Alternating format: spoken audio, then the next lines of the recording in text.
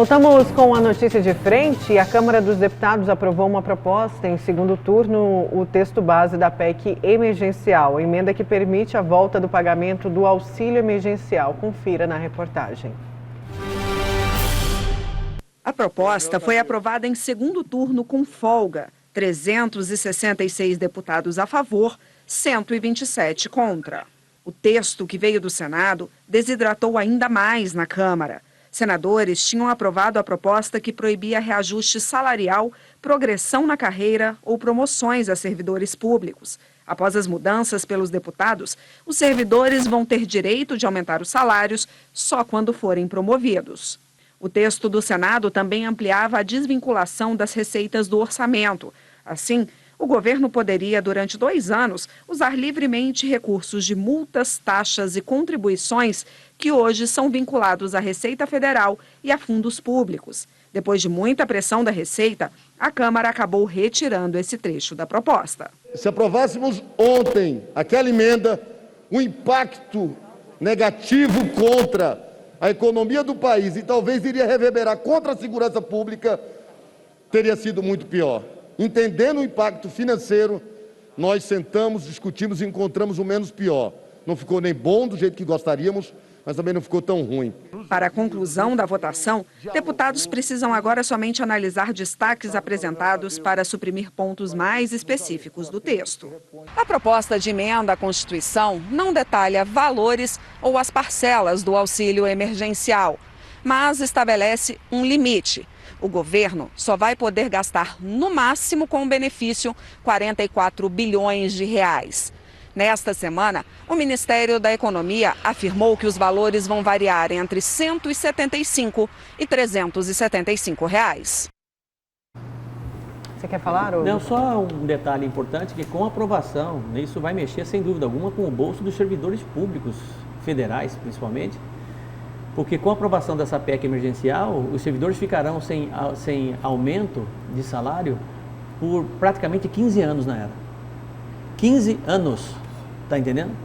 Realmente vai complicar a vida de muita gente aí, sem nenhum tipo de aumento.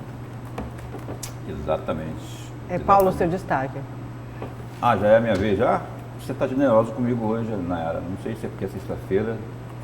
Hoje você me chamou mais cedo para falar aqui e eu vou falar. Eu estava dizendo aqui no começo do programa que eu faria uma análise, uma observação, talvez, sobre as decisões do STF e o reflexo delas nas ações dos governantes, tanto os estaduais como os municipais.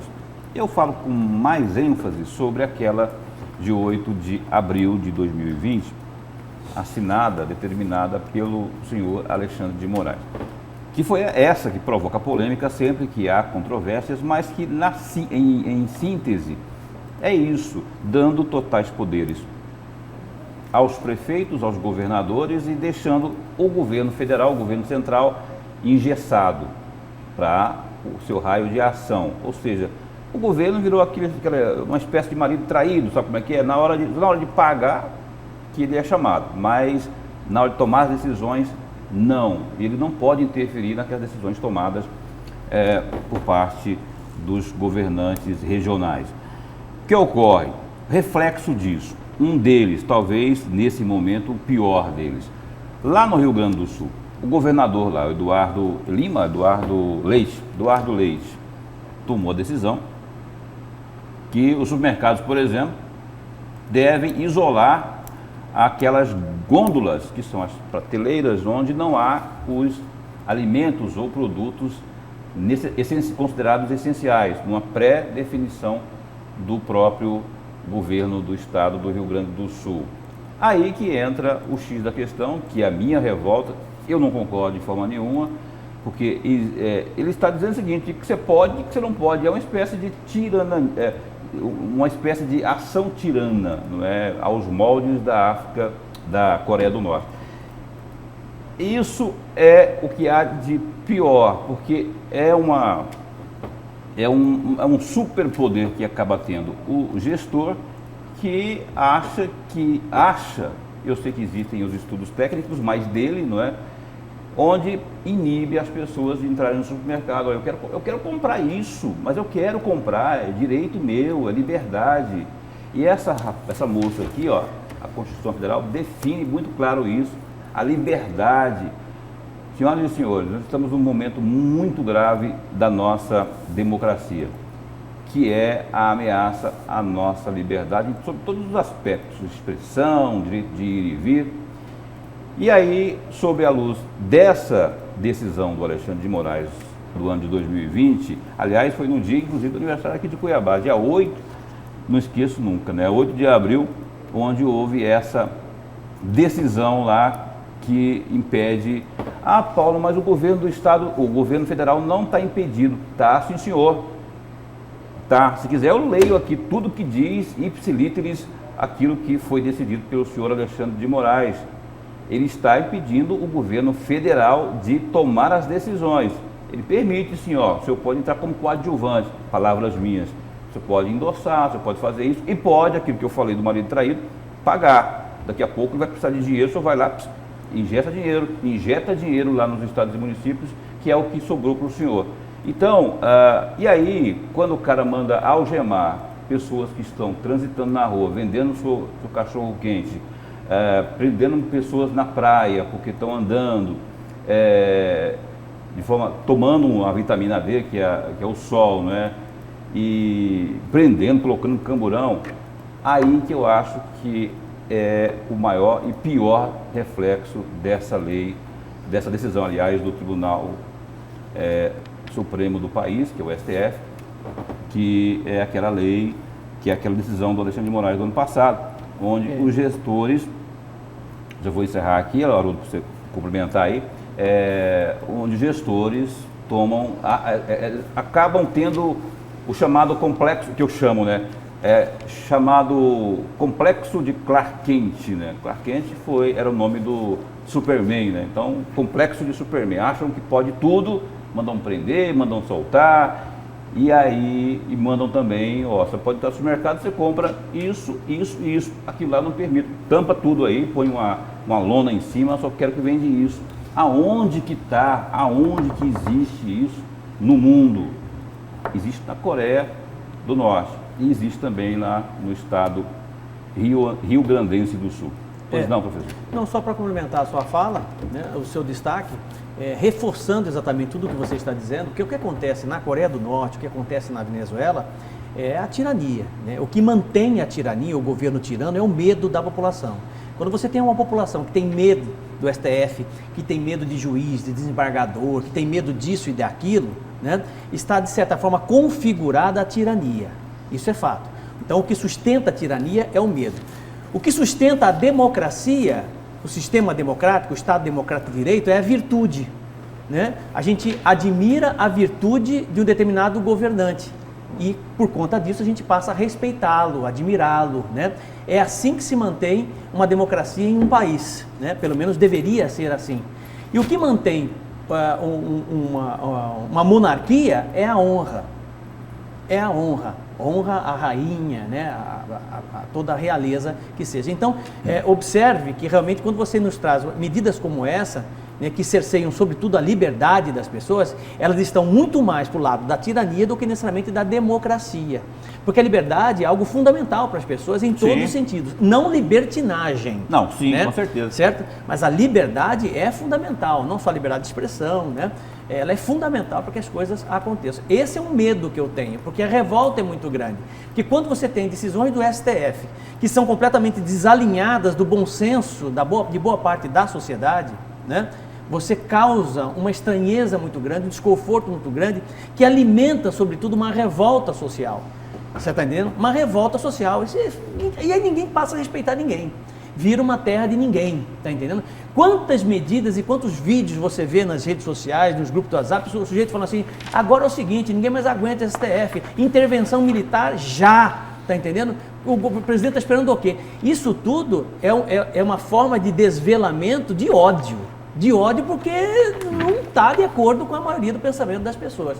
E realmente o nosso país não pode descambar para esse lado, porque violência não traz nada, intolerância muito menos.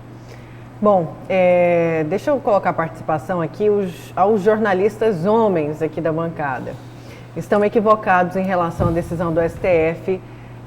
Ele deu a eles, aos governantes e prefeitos, uma competência concorrente com a do governo federal, diante da inércia do Planalto em relação à pandemia. Ocorreu isso, infelizmente se deixaram levar para o lado partidário. Não é difícil diferenciar competência concorrente, nobre jornalista. Não, muitos foram muito incompetentes. Não, mas quem que é o telespectador aí? Telespectador é o Santos. Ô Santos, não é, meu caro, com todo respeito e muito obrigado pela sua companhia, eu vou só ler um trecho aqui da decisão. Não tem como estar equivocado nisso, ainda mais quando há ipsilitris aqui, o que eu vou dizer para você, aspas, não compete ao Poder Executivo Federal, no caso do Governo Central, afastar unilateralmente as decisões dos governos estaduais e municipais que, no exercício de sua competência constitucional, adotaram aí ou venham adotar no âmbito de suas respectivas jurisdições, né, aí tem até uma opinião aqui na decisão do Alexandre de Moraes, as importantes medidas restritivas. Ele já está dizendo que é importante, né, sem saber o que o governo municipal ou estadual tomou.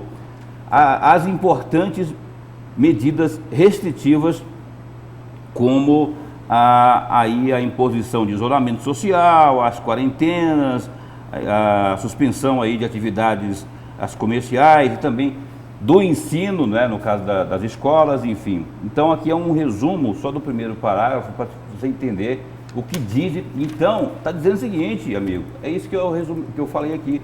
O senhor pode, o governo central, o senhor Bolsonaro, o senhor pode sim, mas desde que o senhor obedeça ao município.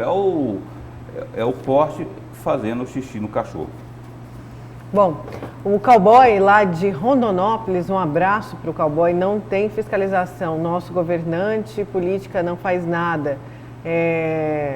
Cadê os recursos milionários que o governo federal mandou? Falando de Rondonópolis, e tem notícias de Rondonópolis aqui no GD. Condenado, Pátio perde o direito político e terá que ressarcir prefeitura em 10 milhões.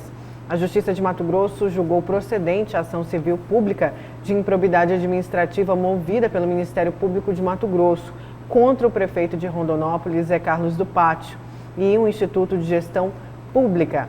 Condenados, o prefeito e o Instituto, Matheus Robert, solidariamente terão que ressarcir os danos ao erário na importância de 10 milhões. A decisão cabe recurso ainda.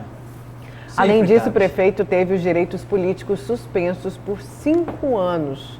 5 anos. A ação foi proposta pela 2ª Promotoria da Justiça Civil de Rondonópolis, após tomar conhecimento que em 2011 a Prefeitura de Rondonópolis, então administrada por Zé Carlos do Pátio, havia realizado a licitação pregão presencial para a prestação de serviços técnicos, administrativos, contábeis e judiciais, especializados na recuperação de crédito, revisão de débitos e análises. Na época foram empenhados 1 milhão para o pagamento da empresa que foi condenada aqui, contratada em decorrência da licitação. E lembrando que essa condenação não tem a ver ainda com a pandemia. Lembrando que Zé Carlos do Pátio, a administração dele, junto com o secretário de Saúde, são investigados por conta do dinheiro da pandemia. Olha, quando nós sairmos, isso eu não tenho dúvida, quando nós sairmos da situação de pandemia para a endemia e que o vírus, né, que vai continuar circulando sempre aí, sem dúvida alguma, né, mas que de certa forma estará controlado, como está controlado hoje, entre aspas, H1N1 e outras doenças, outros vírus que nós conhecemos, a hora que começar a explodir exatamente e aprofundar nas investigações dos recursos que foram enviados pelo governo federal às prefeituras e aos governos estaduais para o enfrentamento da Covid-19, para a compra de respiradores mecânicos, para máscara, para tudo isso que nós vimos em 2020 e agora comício de 2021, aí que você vai ver o estrago o estrago e os desvios que aconteceram em nosso país. Os absurdos cometidos por muitos governadores, infelizmente. E prefeitos. Diga-se de passagem, o próprio governador do Amazonas, que foi preso, né? E aí, inclusive com pedido do secretário de Saúde também, pedido de prisão por conta de má gestão e má direcionamento, má uso de verba destinada ao combate da Covid-19. Muitos outros, Rio de Janeiro, São Paulo, você vai ver o estrago. Pode esperar. Eu ia falar esse leque aí, Rio de Janeiro, São Paulo, Pará, teve lá secretário preso, chegou no Maranhão agora, para o Covidão, né? Deus queira que não venha para o estado de Mato Grosso. Gente, notícia importante, depois de tantas trocas de farpas a respeito da Arena Pantanal, do atendimento, o governo dizendo que aquilo ali era para ser trabalho da Prefeitura, a Prefeitura de Cuiabá anuncia novo fluxo de atendimento nas UPAs e policlínicas. Opa. Vamos entender como que vai ficar. A Secretaria reforçou ontem, quinta-feira, as novas medidas para combater o avanço do novo coronavírus neste período de pico da pandemia, com ampliação do número de leitos de enfermaria e também foi necessária a adequação do fluxo de atendimento nas UPAs e policlínicas. O anúncio dessas novas medidas foi realizado pelo prefeito Emanuel Pinheiro. A partir de agora, as unidades de atenção secundária serão divididas em 2 grupos. Para atendimento geral, ficam disponíveis as policlínicas do Planalto, Pedra 90, Cochipó e a UPA Morada do Ouro, que concentrarão os atendimentos de pacientes com suspeitas, atenção, suspeita de Covid, Policlínica do Planalto, Pedra 90, Cochipó e a UPA da Morada do Ouro. Já o Complexo Verdão, que é UPA e Policlínica, e a UPA Pascoal Ramos, ficarão responsáveis por atendimento de casos confirmados, notificados de Covid. Importante destacar que a UPA Verdão segue com atendimento de porta fechada, ou seja, recebendo apenas aqueles que são transferidos de outras unidades. Nas unidades de referência da Covid, o atendimento das equipes deve seguir o fluxo. O paciente passará pela triagem com o enfermeiro, em caso de sintomas será atendido pelo médico e para que uma unidade básica faça o monitoramento. Os casos que não sejam de suspeitas da Covid vão ser encaminhados para as unidades de atendimento geral. Em casos de sintomas moderados e graves da Covid, seguirá o atendimento na própria unidade. Então boa, vamos ver como que vai funcionar Antes isso, né, tarde gente? do que mais tarde, né? Já não era sem tempo que tivéssemos aqui no município de Cuiabá esse tipo de decisão. Aí sim, quando você pulveriza o atendimento, espalha, fica mais fácil, inclusive, para quem mora lá na periferia, nos bairros mais afastados, levar, porque a pessoa tem a mulher, tem a esposa, tem as crianças de colo e tudo mais. Então, já tem ali pertinho ali, já tem o tratamento ali, já o encaminhamento. Mas o nosso amigo Edson fala o seguinte, ele tem que falar aqui para mim, Edson, qual que foi a UPA que você foi? Manda aqui para mim, por favor, que ele disse que foi na UPA 3 horas da madrugada com a esposa, com falta de ar, e agora 7h30 quase, ele acabou de sair da UPA. Ainda tem que agendar para fazer o teste. Acho que deveria ter o teste na hora para os pacientes. Isso, seria o ideal, né? UPA Morada do Ouro, que é para o que falou aqui, a suspeita, né? Como eu falei, para a suspeita, então, a partir de agora, a suspeita fica na Policlínica do Planalto, Pedra 90, Cochipó e a Morada do Ouro. Então, o Edson fez certo, ele foi lá para a Morada do Ouro. Mas aí não vai funcionar dessa forma que está funcionando na Arena, Prefeitura.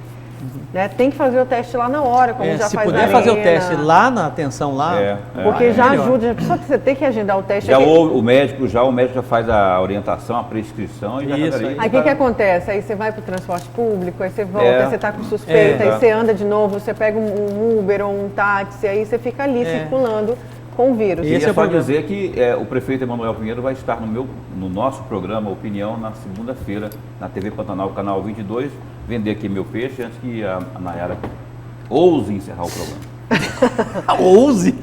Vamos então, gente? Vamos, tá vendo? Então. Falei, ousou. Antes que você faça propaganda, tô brincando, né? Concorrente, né? A co-irmã, a co-irmã de Pantanal. Diga esse termo, né? Nossa co-irmã TV Pantanal. TV Pantanal, canal 22.1. Do Grupo Gazeta de Comunicação. Isso mesmo, gente. É isso aí. Vamos então, Haroldo, bom dia, obrigada. Bom dia a todos, um excelente final de semana. Foi bom, como diria a Xuxa, estar com vocês ficar com vocês aqui. Desculpem qualquer coisa, estamos aí sempre a postos para estar bem informando do Notícias de Frente. Bom dia, Paulo. Obrigada. Você fica agora com as notícias do Brasil e do mundo no Fala Brasil. Tchau, gente.